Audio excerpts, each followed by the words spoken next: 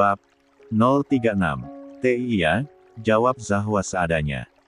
Cerita Syaira membuat Zahwa jadi membayangkan Wirya di dalam kepala dan perutnya menjadi semakin mulas karenanya. Menyebalkan. Sohak. Semua peserta magang dikumpulkan dalam sebuah aula untuk acara pembukaan. Semua masih berjalan normal namun ketika tiba-tiba saja seorang pria dengan langkah tegapnya masuk melangkah.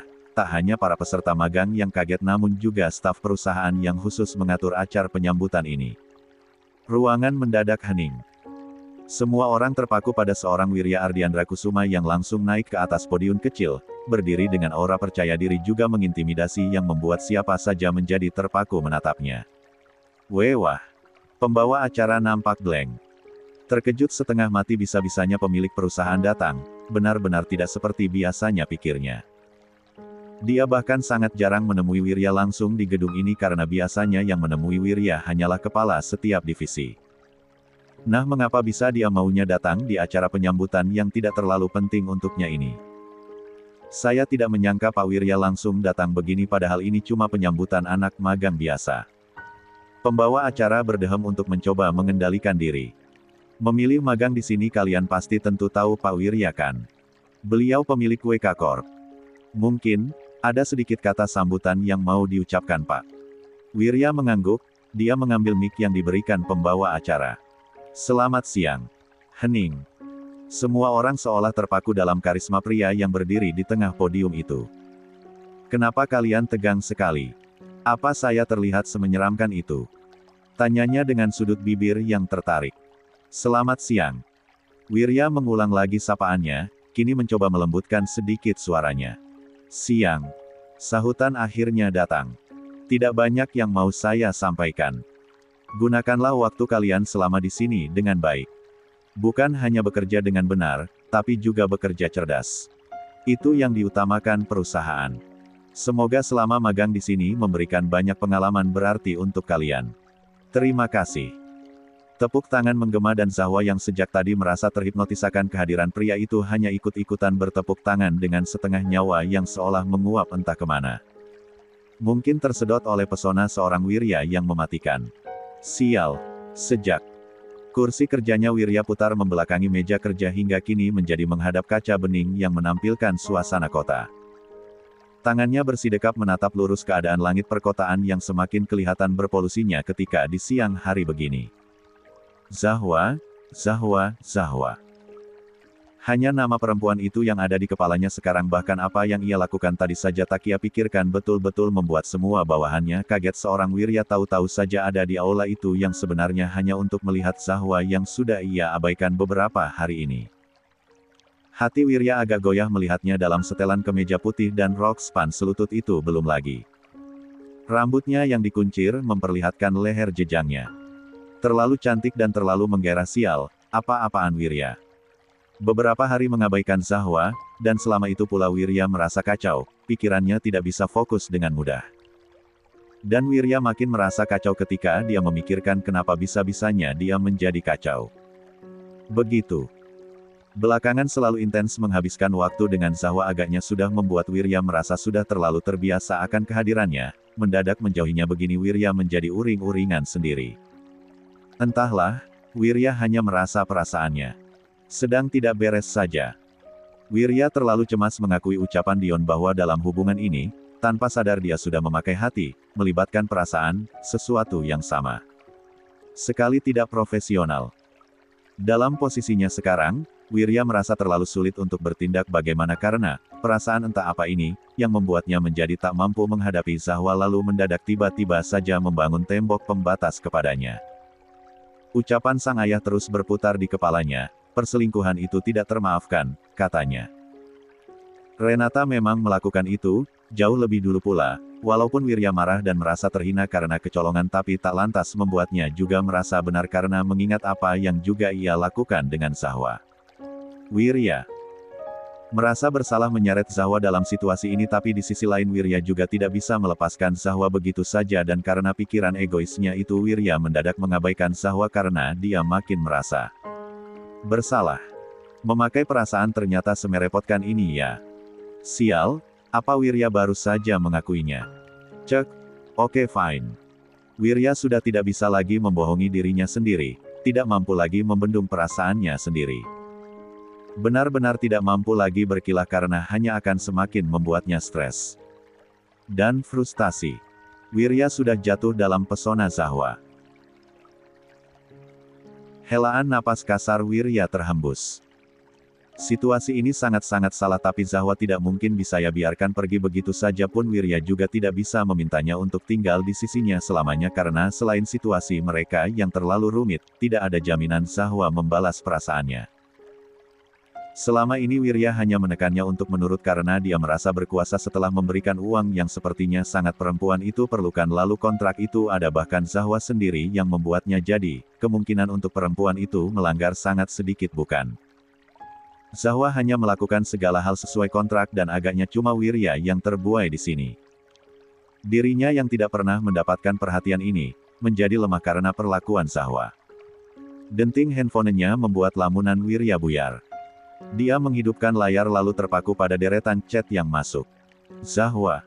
Mas Wirya tadi keren banget, swear deh. Kok langsung dibaca? Kaget aku. Enggak apa-apa enggak dibalas lagi deh, aku cuma mau ngomong itu aja. Mungkin Mas Wirya lagi pusing banget ya jadinya aneh banget belakangan ini padahal kan kalau cerita ke aku siap dengerin kok, tapi gak apa-apa mungkin Mas Wirya lagi pengen sendiri aja. Aku paham kok, tenang aja. Aku mau lanjut kerja, tegang banget gak bohong. Tapi gak apa-apa, harus tetap semangat. Dadah. Semoga keadaan Mas Wirya bisa membaik ya. Sial, sial, sial, sial. Bagaimana bisa Zahwa memporak-porandakan hati Wirya begini? Wirya menggeram pelan.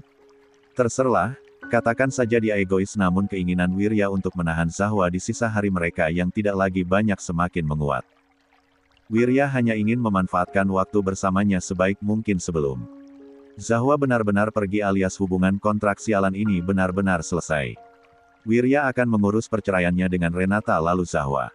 Apakah mungkin bisa ia perjuangkan? Tapi, apa kata orang tuanya jika mengetahui hal ini nanti? Wirya akan menjawab apa jika mereka bertanya mengapa tiba-tiba saja menginginkan Zahwa yang notabene-nya adik Renata. Segala sudut pandang dari berbagai kemungkinan hanyalah menuju kepada kesalahan juga kerugian. Sungguh, kepala Wirya ingin pecah saja memikirkannya. Apa yang harus Wirya lakukan? Satu hal yang pasti, Wirya tidak akan mengabaikan Zahwa lagi mulai sekarang. Wirya tidak sanggup lagi. Kini, Zahwa tak terlalu kaget lagi akan ketika tiba-tiba saja chat dari nomor tidak terkenal masuk ke dalam handphonenya. Chat dari seorang ojek online yang katanya ingin mengantarkan makanan untuknya. Dari atas nama Wirya untuk Zahwa Anastasia, ucap ojol itu, sesuai dengan yang Zahwa perkirakan ketika berjalan keluar kantor selepas pesan itu masuk dari handphonenya. Zahwa tersenyum. Iya, Pak. Terima kasih banyak, iya. Sama-sama, Mbak. Dia membawa kantong plastik yang nampak penuh itu menuju cafetaria di mana Syaira sudah menunggunya untuk makan siang bersama. Cie dikirimin doi makanan ya. Sudah punya pacar ternyata Zahwa nih, goda Syaira ketika Zahwa sudah tiba di meja mereka yang terletak di pinggir cafetaria lantai 1 kantor yang dipenuhi oleh pekerja yang sedang memanfaatkan waktu istirahat mereka untuk mengisi ulang energi dengan makan siang itu. Ih, enggak, elak Zahwa langsung. Entah kenapa wajahnya memanas tiba-tiba. Ah, masa enggak sih? Makanannya banyak banget, mana dari merek restoran mewah semua. Ih, itu coklat sama snacknya juga banyak banget. Masa bukan dari pacar sih? Cerocos Syaira yang membuat Zahwa hanya terus menggeleng namun tidak bisa berkata apa-apa karena mulutnya mendadak terkunci. Itu ada kartu ucapannya. Maaf enggak sengaja kebaca. Good luck and I'm sorry. Oh so sweet banget sih. Lagi marahan ya kamu Han sama pacarmu? Enggak, jawab Zahwa menjadi kelabakan sendiri. Enggak usah malu-malu gitulah sama aku, santai aja. Palingan aku cuma iri soalnya kan aku jomblo. Syaira terkikik kecil. Zahwa mengibaskan tangan namun tetap saja Syaira terus menggodanya sehingga Zahwa memilih menyerah memberitahu. Bantu aku makan ya, Ra. Banyak banget ini dimsumnya. Asik. Kalau soal makan mah aku nomor 1. Mau banget dong aku. Lumayan gak usah beli makan siang, sahut Syaira tersenyum lebar. Zahwa hanya tersenyum melihat keantusiasan Syaira. Dia mengambil handphone lalu mengirim chat pada Wirya dengan perasaan yang campur aduk. Zahwa, Mas Wirya makasih banyak ya. Tak sampai beberapa detik, balasan langsung datang. Mas Wirya, malam ini ke aparti ya. Aku mau ngobrol. Entah kenapa Zahwa tiba-tiba saja menjadi tegang dan gugup sendiri, namun Zahwa mencoba untuk menahannya dan tidak berpikiran yang macam-macam. Tak mau memikirkannya terlalu banyak sekarang karena itu bisa mengganggu pikirannya yang berujung membuatnya tidak bisa fokus dalam bekerja. Zahwa tidak mau itu terjadi. Dia sudah terlampau senang magang di tempat ini dan Zahwa akan mengerahkan kemampuannya secara maksimal. Zahwa, iya mas. Hokak. Kaki wanita itu bergerak gelisah di bawah meja, bibirnya tergigit selagi otaknya berperang ribut di dalam kepala meski tatapannya tertuju lurus pada komputer di hadapan mata. Lalu, pada akhirnya tidak tahan lagi terus-terusan berpikiran kemana-mana yang sungguh mengganggu pekerjaannya, wanita itu mengumpat lalu memilih menjauh sejenak dari meja kerja. Mendadak, desain yang ia buat nampak tak lagi menyenangkan. Tangannya bersidekap selagi kakinya bergerak mondar-mandir di dalam ruang kerjanya sendiri. Tak henti-hentinya mengumpat karena merasa sangat kesal dan terlalu takut sebenarnya, namun dia enggan mengakui itu. Wirya mengetahui perselingkuhannya dan Renata benar-benar kacau karena itu. Apalagi ancaman perceraian yang keluar dari mulut pria itu. Wirya tidak pernah main-main dengan ucapannya dan Renata benar-benar tidak mau itu terjadi. Dia memang berada di puncak karirnya sekarang, namun semua itu belum stabil. Renata baru merintisnya dan jujur saja, keberadaan Wirya sebagai suaminya sungguh membantunya menggait banyak klien karena para istri pengusaha itu memiliki suami yang sedikit banyaknya kenal dengan Wirya. Pernikahan mereka dulu menjadi titik awal melejitnya karir yang susah-susah Renata bangun. Jika saja tidak karena karirnya ini, Renata juga akan mengiyakan tanpa berpikiran lama akan ajakan pisah itu. Sungguh, mengganggu dan menambah beban pikirannya saja. Pekerjaannya juga selalu terganggu karena otaknya keburu lelah ketika pertengkaran antara dirinya dan Wirya acap kali terjadi. Renata benar-benar tidak suka sekali pria yang mengaturnya ini itu, meremehkannya padahal dia tidak tahu perjuangan apa yang sudah Renata lalui untuk membangun segalanya. Renata berdecak, bagaimana bisa si Wirya bisa tahu perselingkuhannya dengan Adrian begini? Menambah-nambah beban pikiran saja. Padahal Renata sedang sibuk-sibuknya mengurus brand make-up yang akan ia luncurkan. Jika perceraian itu terjadi, sudah dipastikan semuanya yang sudah Renata lakukan akan menjadi kacau balau. Renata harus benar-benar menahan pernikahan ini sampai setidaknya, ia memastikan karirnya sudah stabil. Renata tahu dia teramat membutuhkan Wirya, namun dia juga tidak bisa bersikap baik-baik pada pria itu yang taunya hanya mengatainya saja. Renata perlunya pria seperti Adrian yang selalu mengerti kesibukannya, sabar menunggunya yang sibuk seharian dan tidak pernah marah kalaupun waktu Renata hanya sedikit untuknya. Bukan orang seperti Wirya. Tapi, sekarang bagaimana? Wirya memegang kartu asnya dan Renata sedang berada di situasi yang sangat genting sekarang. Langkah Renata yang tadi mondar-mandir karena sedang berpikiran keras mencari rencana, tiba-tiba saja terhenti. Seperti ada lampu bohlam yang muncul di kepalanya, Renata tersenyum miring. Benar juga. Bukan cuma Wirya yang memegang kartu asnya, Renata juga tahu kelemahan pria itu. Setelah rencana itu muncul di dalam kepala, yang perlu Renata lakukan sekarang adalah bergerak cepat sebelum kecolongan. Walaupun berat meninggalkan pekerjaannya, Renata memilih mengabaikannya sejenak karena permasalahan ini lebih penting untuknya. Bukan Renata namanya kalau dia tidak memiliki rencana. Sepak. Renata merapikan rambutnya sejenak lalu keluar mobil sambil membawa parsel buah di tangan. Dia masuk ke dalam rumah megah di hadapan mata. Mama ada? Tanyanya, pada asisten rumah tangga yang membukakan pintu untuknya. Art itu nampak kaget melihatnya. Wajarlah, Renata sangat jarang datang ke rumah ini, bahkan bisa dihitung pakai jari saja selama hampir 2 tahun ke belakang pernikahannya dengan Wirya. Ada non, sedang menyulam di halaman belakang. Renata hanya mengangguk singkat mendengar jawaban itu, dia langsung melenggang menuju tempat yang tadi disebutkan dengan memasang senyum terbaiknya. Mama. Diana yang sedang bersenandung kecil sembari bergumam langsung menoleh, bola matanya seketika. melebar melihat kehadiran Renata. Senyum bahagianya langsung tercetak lebar dan Giana langsung berdiri untuk memeluk sang menantu. Loh kok tiba-tiba banget datang ke sini kamu? Enggak bilang-bilang dulu, kaget mama tahu, ujarnya setelah bercipika-cipiki dengan Renata. Renata tertawa kecil.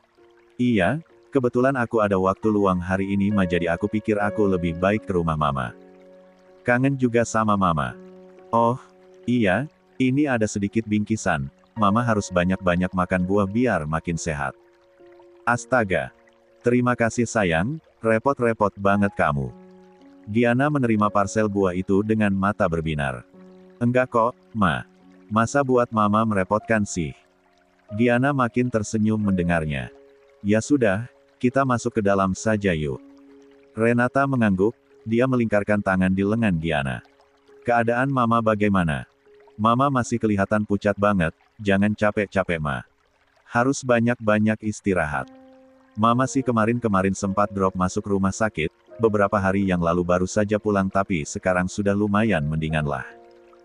Renata agak kaget mendengarnya karena dia sama sekali tidak tahu akan hal tersebut. Dia buru-buru mengatur ekspresi wajahnya. Iya, ya kemarin Mas Wirya juga ada cerita. Aku padahal khawatir banget sama mama tahu, tapi kemarin aku ada event di luar kota jadi enggak bisa pulang, baru sekarang deh aku bisa jengukin mama. Maaf ya Ma. Bohongnya, cepat-cepat mengarang alasan itu dengan lihainya.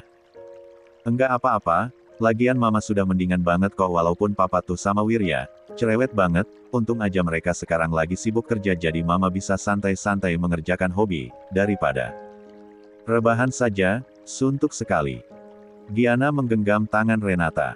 Kamu khawatir saja mama sudah senang kok, ta? Renata tersenyum, balas menggenggam erat tangan Giana.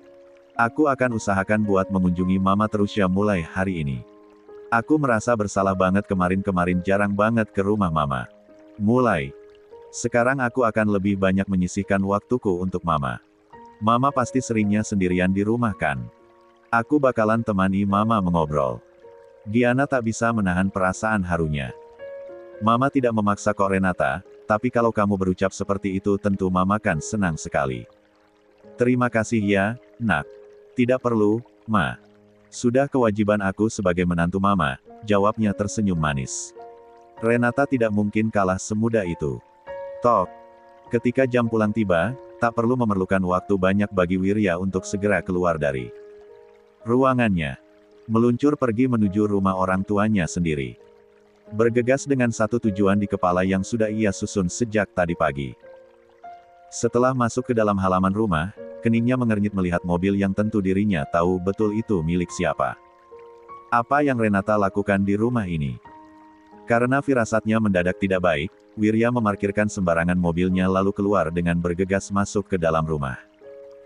Baru saja membuka pintu, baik Wirya maupun Renata langsung tersentak kaget karena bertemu secara kebetulan.